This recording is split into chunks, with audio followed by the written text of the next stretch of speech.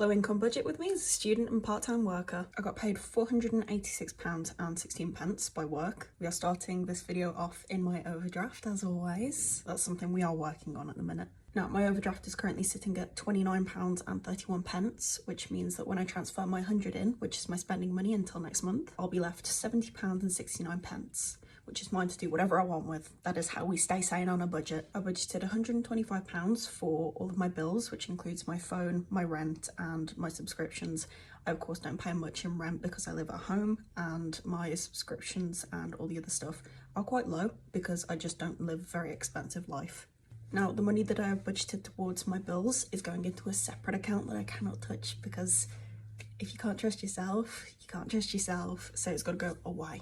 And it is going to be in there until I need to use it, say like at the start or the end of the month, which is generally when those bills come out. Now, I've put £155 towards my investments this month. That is through Vanguard. That's the platform I invest with. I tried putting more money this month into my investments just because I wanted to take advantage of the dip that we're currently in. The S&P 500 is down, the FTSE 100 is also down. So it is a good time to invest if you have the money. If you currently have money tied up in investments, of course that money's going at the minute, but it's fine because it eventually goes up. And the leftover money from my entire paycheck went towards driving lessons. That is in savings at the minute because I am saving up so I can spend more on a bulk block of lessons so it costs less. I do have some goals for the rest of the month. I would like to maximize my spending money as much as I can, so getting as much as I can out of my £70.69, I think.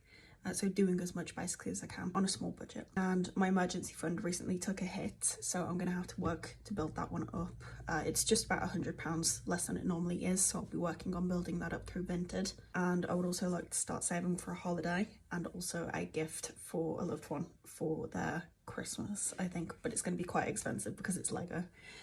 It's like £220 for a Lego dinosaur kit, which my mum's agreed to go halvesies on, but still. And also I wanted to start saving for a holiday that I'd like to go on this year. I know we're in April, but it's going to be a budget holiday. It's not going to cost me masses. So I think no sooner is time to start. And I'm going to be selling things on Vinted, hopefully to fund that. That was my low income budget with me. Thank you for watching.